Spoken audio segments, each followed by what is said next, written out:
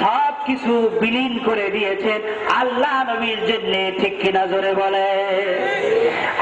আল্লাহ নবী রাসূল করিম সাল্লাল্লাহু আলাইহি ওয়াসাল্লাম বলে গেছেন, ও পৃথিবীর মানুষেরা শুনে নাও, মূসা আলাইহিস সালাতু ওয়াস সালামের একজন উম্মত, যে আমার আপনার নবীর উম্মত নয়, মূসা আলাইহিস সালামের একজন উম্মত, যিনি 200 বছর হায়াত পেয়েছিলেন, তাকে দাফন করা হলো। তাকে দাফন করা হয় নাই মৃত্যুর পরে। মৃত্যু যখন হলো লোকটা, তখন এলাকাবাসী বলল, এর মতো খারাপ মানুষ আর নাই, এর মতো খারাপ মানুষ আর আমাদের সমাজে নাই, সুতরাং একে দাফন করব না, একে জানাজা পড়াবো না, একে আমরা ময়লার ভিতরে ফেলে দেব, দাফনও করব না। তাই করা হলো। সঙ্গে সঙ্গে আল্লাহ রাব্বুল আলামিন ওহী পাঠিয়ে দিলেন, ও জিবরাইল তাড়াতাড়ি চলে যা, মূসা পয়গম্বর কাছে ওহী দিয়ে জানিয়ে দাও, আমার বন্ধুকে যেন ওখান থেকে উঠায়া, ময়লার থেকে উঠায়া, সুন্দর করে কাফন পরায়া, জানাজা পরায়া দাফন করে দেয়। মূসা সুবহানাল্লাহ, কেন উঠাবো ওখান থেকে? আমার এলাকার মানুষ বলতেছে লোকটা ভালো না, বদকার, পাপী, কোনদিন ভালো কাজ করেছে কেউ দেখে নাই, কেন উঠাবো গো? মূসা আলাইহিস সালামকে জানে যে আল্লাহ বলে দিল, ও মূসা তুমি জানো না, এই লোকটা তাওরীত কিতাব পড়তে জানতো, ওই কিতাবের ভিতরে আমি নবী মুহাম্মদ রাসূলুল্লাহ, আমার হাবিব মুহাম্মদ রাসূলুল্লাহ সাল্লাল্লাহু আলাইহি ওয়াসাল্লামের নামটা যখন সে পেত, সঙ্গে সঙ্গে হুজুরের উপরে দরুদ পড়তো, হুজুরকে মুহাব্বত খাইতো, সুমা লাগাইতো, সুমা খাইতো, চোখে লাগাইতো, হুজুরকে ভালোবাসতো। এই জন্য আমি আল্লাহ রাব্বুল আলামিন ওর 200 বছরের গুনাহ আমি মাফ করে দিয়েছি। আর জোরে বলেন সুবহানাল্লাহ। একজন অন্য নবীর উম্মত যদি আমার নবীকে ভালোবেসে মুহাব্বত করে জান্নাতে যায়, আর আপনি আমি হতভাগা যদি দুজনে যাই, এর চাইতে পুরা কাবার আর কি হতে পারে, ঠিক কিনা জোরে বলে। ভাইয়ের আমার, বন্ধুরা আমার, সাহাবায়ে কেরাম আল্লাহ নবীকে এত ভালোবাসতো, এত মুহাব্বত করতো, সাহাবায়ে কেরাম জীবনটা সাহাবায়ে কেরাম আল্লাহ নবীর জন্য উৎসর্গ করে দিয়েছিলেন। হাদিস শরীফ খুললে দেখা যায় আল্লাহ নবী মক্কি জিন্দেগিতে এত কাফের অত্যাচার করেছে, নির্যাতন করেছেন। নতুন মুসলমান যারা হয়েছে তাদের উপর অনেক নির্যাতন হয়েছে, অনেক কষ্ট তারা সহ্য করেছে। এমনকি আল্লাহ নবী রাহমাতাল লিল আলামিন, আল্লাহ নবী এত কষ্ট করেছেন, এত মার খেয়েছেন। হাদিস শরীফের ভিতরে এসেছে আল্লাহ নবী রাসূলুল্লাহ সাল্লাল্লাহু আলাইহি সাল্লাম যখন নবুয়তি আল্লাহর পক্ষ থেকে পেলে 3 বছর পরে প্রকাশ্যে আল্লাহ রাব্বুল আলামিন ওহী নাজিল করে দিলেন। আল্লাহ বলে দিলেন, ওয়ানজির আশিরাতাকাল আকরাবিন, রাসূল আপনি প্রকাশ্যে দ্বীনের দাওয়াত পেশ করো। এরপর আল্লাহ নবী সাফা পাহাড়ে উঠলেন, সমস্ত আত্মীয় স্বজন বংশের নাম ধরে ধরে হুজুর ডাকলেন। এরপরে আল্লাহ রাব্বুল আলামিনের হাবিব সকলকে ডেকে বললেন, ও আমার সম্প্রদায় লোকেরা, আমি যদি বলি এই পাহাড়ের পাদদেশে একদল শত্রু রয়েছে, অচিরেই তোমাদেরকে আক্রমণ করবে, ধরবে, তোমরা কি বিশ্বাস করবে কিনা? সকলে বলে, আপনি আলামিন, কোনদিন আপনি মিথ্যা কথা বলেন নাই, সুতরাং আমরা আপনার কথাকে বিশ্বাস করব। বলেন সুবহানাল্লাহ। আল্লাহ নবী বললেন, তোমরা যদি এক আল্লাহর উপর ঈমান না আনো, কলেমা না পড়ে মুসলমান না হও, অচিরেই দুজকের 19 জন ফেরেশতা তোমাদের জন্য প্রস্তুত। একথা বলতে না বলতে নবীজির আপন চাচা আবুল হাব একটা পাথর নিলেন, হুজুরকে লক্ষ্য করে মারবেন এবং বলতে লাগলেন, তাব্বাল্লাকা ইয়া মুহাম্মদ, মুহাম্মদ তুমি ধ্বংস হয়ে যাও, নাউযুবিল্লাহি মিন যালিক। একথা বলে পাথর মারতে যখন উদ্যত হলো, দেখবেন বাঘের বাচ্চাকে যদি আঘাত করা হয়, বাঘ কিন্তু ক্ষমা করে না, বাঘকে আঘাত করলে বাঘ হয়তো ক্ষমা করতে পারে। আল্লাহ নবীকে পাথর মারে আল্লাহ পাক সহ্য করতে পারলেন না, সঙ্গে সঙ্গে কোরআনে আয়াত নাযিল করে দিলেন, তাব্বাত ইয়াদা আবি লাহাবিন ওয়া তাব্বা, আবুল হাবের 2 হাত আল্লাহ ধ্বংস করে দিয়েছেন। মা গুনা আনহু মালুহু ওয়া মা কাসাব, সে যা অর্জন করেছে, জমা করে। কি অপরাধ করলাম? আমি তো অনেক বড় অপরাধ করে ফেলেছি, আল্লাহ আমার উপরে গজব নাজিল করেছেন, আমি কিভাবে এই গজব থেকে মুক্তি পাবো? জারজার করে কপিল কান্দি কান্দে। কাদার পর তার চিন্তা হলো, তার বুদ্ধি হলো, আকলে এসো, আমি যদি মুসা পয়গম্বরের কাছে যেতে পারি, আর মুসা পয়গম্বরের কাছে গিয়ে আমার এই দুঃখের কথা যদি বলতে পারি, আর তিনি যদি আল্লাহর কাছে বলে দেন, হয়তো আল্লাহ আমাকে মাফ করে দিতে পারে।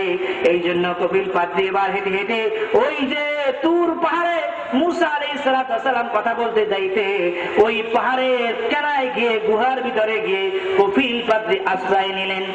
এমনি সময় তিনি দেখেন মুসা আলাইহিস সালাম ওই তুর পাহাড়ে আল্লাহর সঙ্গে কথা বলতে যাইতেছেন। বলেন না সুবহানাল্লাহ।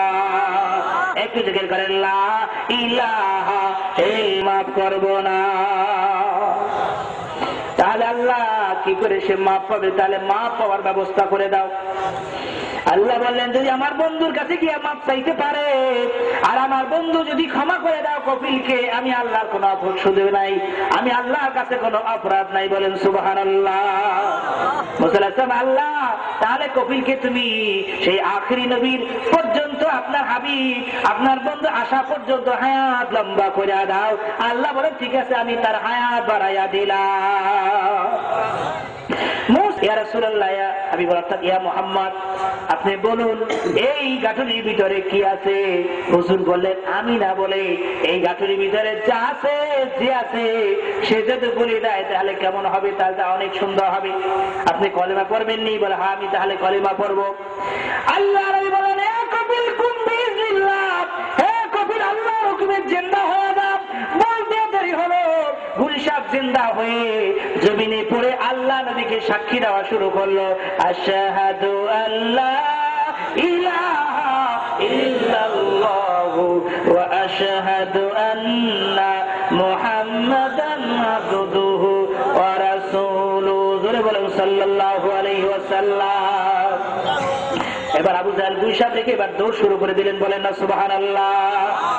মদিনাতে শুয়ে আপনাকে বিদায় দিতে পারে, আমি বেলাল আপনাকে বিদায় দিতে পারি না। হুজুর দুনিয়া থেকে চলে গেলেন।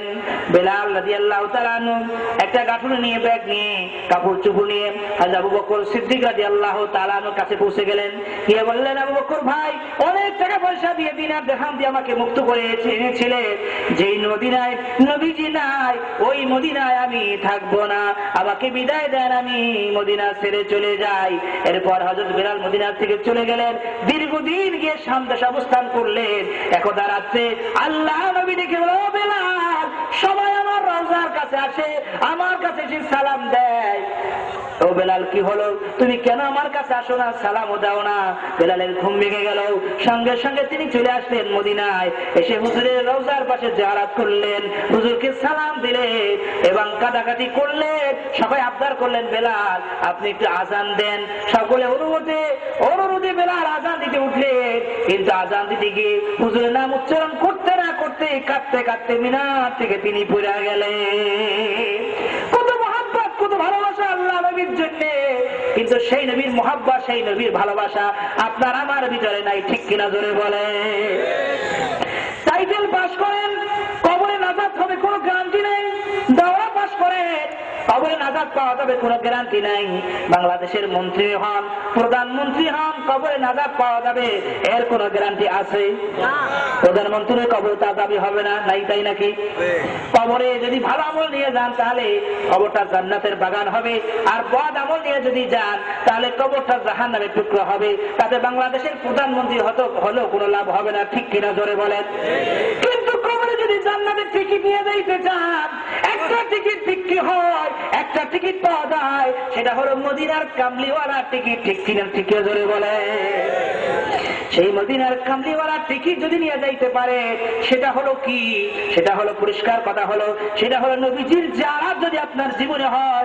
আল্লাহ নবী বলেছেন লাকাদ রানি ফিল মানাম, যে ব্যক্তি স্বপ্নে আমাকে দেখলো, সে সত্যি আমাকে দেখলো, যে আমাকে দেখলো তার জন্য জাহান্নামের আগুন হারাম হয়ে যায়। সুতরাং দুনিয়ায় বসে যদি বেলাল নবীজি একবার দেখতে পারে তাহলে আপনি নিশ্চিত জান্নাতি, এতে কোনো সন্দেহ নাই। জোরে জোরে বলুন সুবহানাল্লাহ।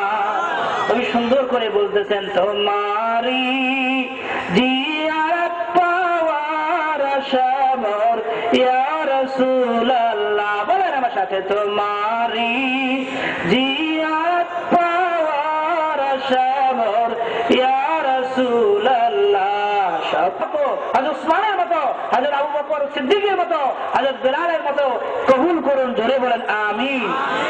আমি এখান থেকে ইজাজার ব্যক্তি দিলওয়ালা মনওয়ালা নবী প্রেমী কেমন কে আছেন যারা ভুলে অন্যায় করে না বুঝে যারা দামি দাড়ি কামিয়েছেন, কারণ দাড়ি রাখা হলো ওয়াজিব। দাড়ি রাখা কি? জোরে বলেন আমলে ফরজ।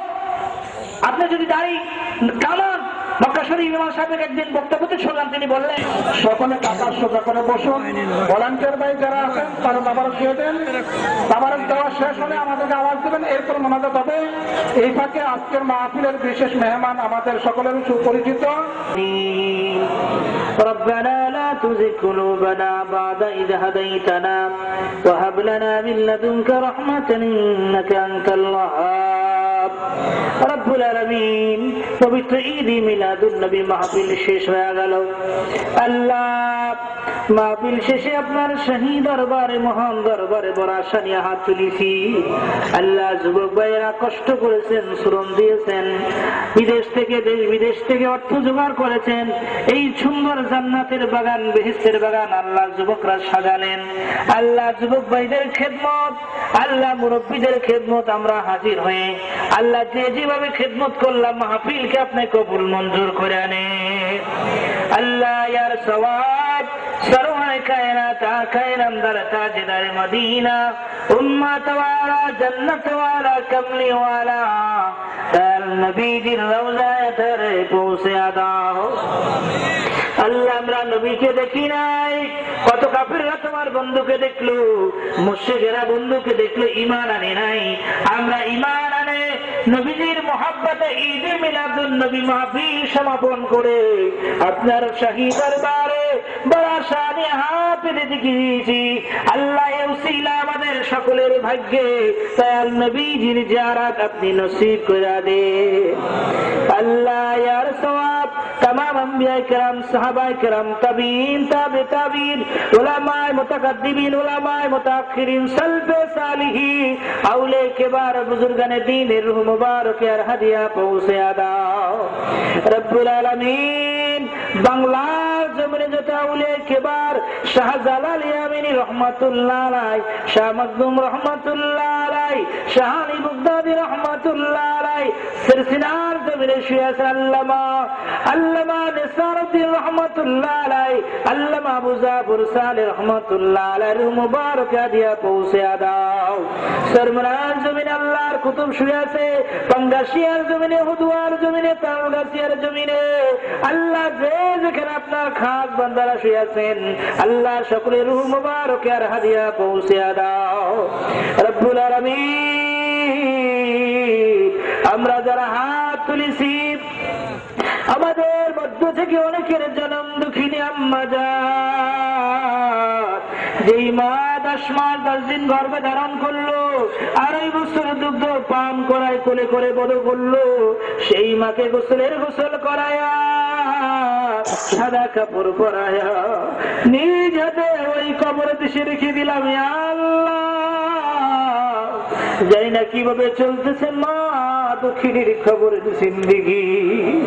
আল্লাহ যেই বাবা মাথার গাম পায়ে ফেলে আমাদেরকে মানুষ করলো সেই বাবাকে গোসল করায়া সাদা কাপড় পরায়া নিজ হাতে ওই কবর দেশে রেখে দিলাম।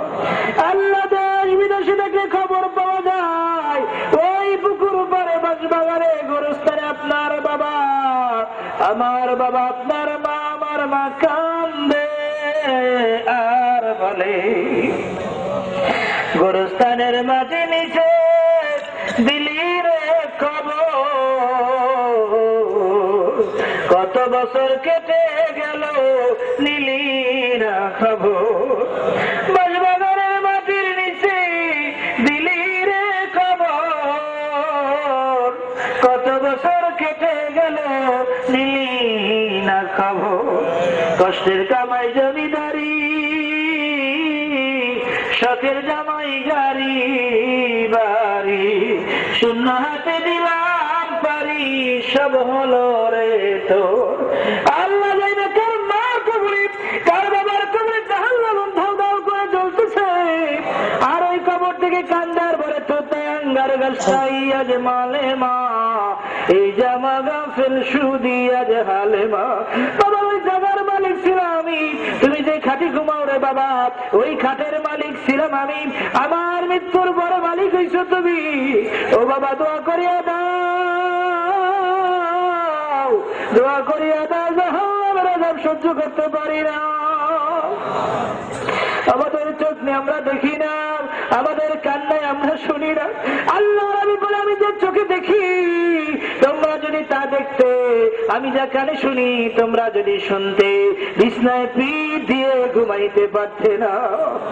আল্লাহ আপনার বাড়িয়ার দরবারে ফরিয়াদ, আমরা যারা হাত তুলিছি আমাদের মা বাবা বংশ বলি উস্তাদ ময় মুরব্বী কেউ যেন কবরে কান্দে না।